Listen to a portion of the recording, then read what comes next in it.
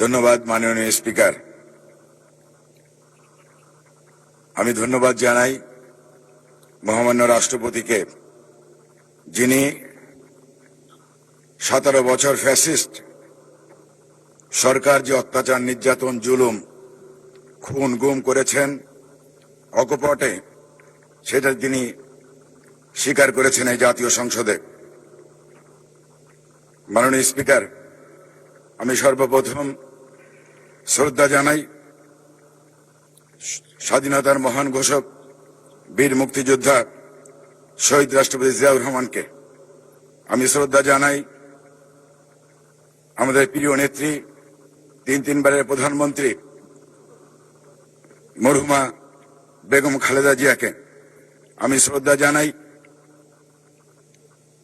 স্বাধীনতার যুদ্ধের সময় লক্ষ লক্ষ শহীদদের রক্তের বিনিময়ে আমরা এই মানচিত্র পেয়েছি।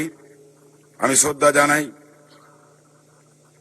৩৬শে জুলাই যারা গণ অভ্যুত্থানের মধ্য দিয়ে আমরা এই সংসদে আসতে পেরেছি। আমি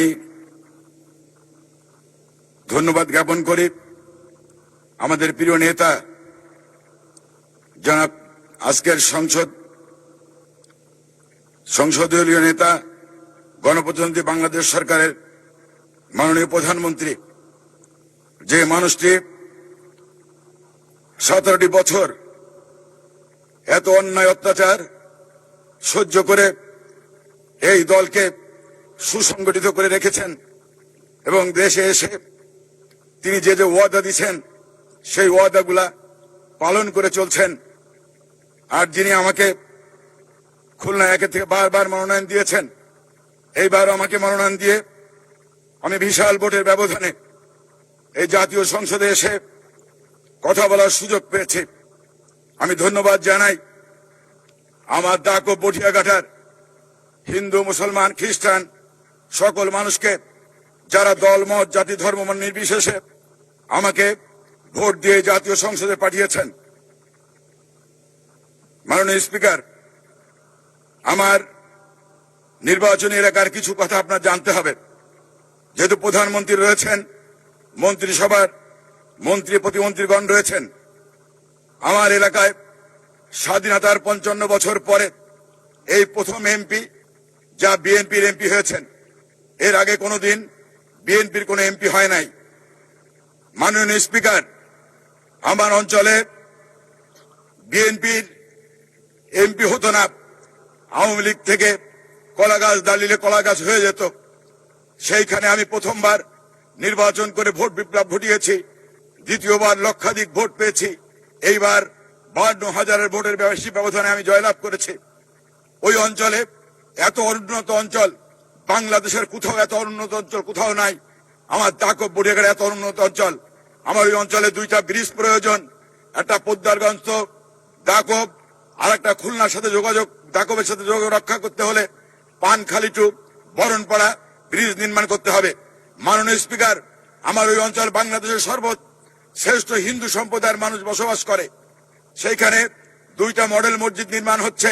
আগে কাজ বন্ধ ছিল, আমাদের মাননীয় প্রধানমন্ত্রী হওয়ার পরে তার নেতৃত্বে আবার নতুন করে ওই মসজিদগুলা নির্মাণ কাজ শুরু হয়েছে। তাই আমার ওই অঞ্চল হিন্দু অধ্যুষিত অঞ্চল হিসাবে আমি আপনার মাধ্যমে প্রধানমন্ত্রীকে বলতে চাই যে আমার 2 উপজেলায় 2টা মডেল মন্দির যাতে নির্মাণ হয় সেই ব্যবস্থা করবেন। মাননীয় স্পিকার, আমার ওই অঞ্চলের মানুষের অবস্থা, দুরবস্থা খুবই খারাপ। শুষ্ক মৌসুমের অবস্থা খারাপ, বর্ষার মৌসুমের খারাপ। একমাত্র নদীপথ ছাড়া, বিভিন্ন ইউনিয়ন আছে, নদীপথ ছাড়া যাওয়া যায় না।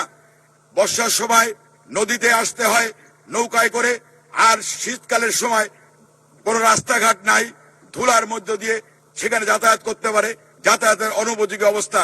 সেইখানে রাস্তাঘাটের ব্যাপক উন্নয়ন সাধনের মধ্য দিয়ে আমাদের যদি আমরা কাজ করি, ইনশাল্লাহ আমি আজকের এই প্রধানমন্ত্রী, বিএনপির চেয়ারম্যান জনাব তারেক রহমানকে বলতে চাই, আপনি আমাকে গড়েছেন যেভাবে, আপনি আমাকে যেভাবে নেতৃত্ব দেওয়ার সুযোগ করে দিয়েছেন, ইনশাল্লাহ ওই যতদিন আমরা বেঁচে থাকবো ওই ধানের শীষের প্রার্থী আপনি যাকেই দেন না কেন সে নির্বাচিত হবে। ওই হিন্দুরা, ওই মুসলমানরা, ওই খ্রিস্টানরা আপনার পছন্দের যে মার্কা আমাদের যে মার্কা সেই ধানের শীষের মার্কার প্রার্থী জয়লাভ করবেন। মাননীয় স্পিকার, আজকে আপনার মাধ্যমে বলতে চাই যে আজকে আমরা যে 17 বছর আন্দোলন সংগ্রাম করেছি তার প্রধান নেত্রী দেশনেত্রী বেগম খালেদা জিয়া আজকে তিনি আমাদের মাঝে নাই। তিনি থাকলে আমরা অত্যন্ত আনন্দিত হতাম। যে মানুষটি এই বাংলার মানুষের জন্য এক ফোঁটাও এলাকা ছেড়ে চলে যান নাই। 1/11 সময় শেখ হাসিনা সরকারের সাথে আপোষ করে আর্মিদের সাথে আপোষ করে সে বিদেশ পালান করেছেন, কিন্তু আমার নেত্রী আপোষহীন ভাবে তিনি বলেছেন এই দেশ ছেড়ে আমি যাব না, এই দেশ আমার ঠিকানা, এই যেখানে আমার জানাজা হবে, এখানে আমার কাফন হবে, এখানে আমার দাফন হবে, এইখানে ছাড়া আমার আর কোনো ঠিকানা নাই। সেই আন্দোলন সংগ্রাম করে আমরা কিন্তু সেই ফ্যাসিস্ট হাসিনাকে, যে হাসিনা পালিয়ে গিয়েছিল। ধন্যবাদ মাননীয় সদস্য, ধন্যবাদ মাননীয় সদস্য। আচ্ছা, 1 মিনিটে শেষ করুন। তো আমি বলতে চাই যে আমাদের প্রিয় নেত্রী যিনি কখনো দেশ ছেড়ে চলে যান নাই, তিনি পারতেন আরাম আয়েশে থাকতে।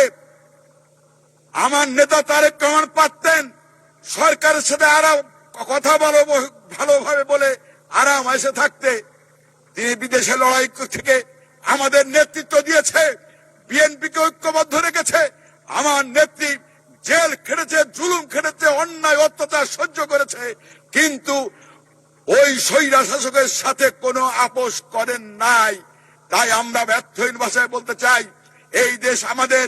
আমাদের নেতা জনাব তারেক রহমান যে 31 দফা দিয়েছেন, এই 31 দফা আমার নেতা তারেক রহমান সংসদ নেতা গণপ্রজাতন্ত্রী বাংলাদেশ সরকারের প্রধানমন্ত্রী তারেক রহমানের নেতৃত্বে ইনশাল্লাহ 31 দফা বাংলাদেশে প্রতিষ্ঠিত হবে, বাস্তবায়ন হবে ইনশাল্লাহ। সেই কাজ আমরা করব, এই আশা ব্যক্ত করে আপনাকে ধন্যবাদ।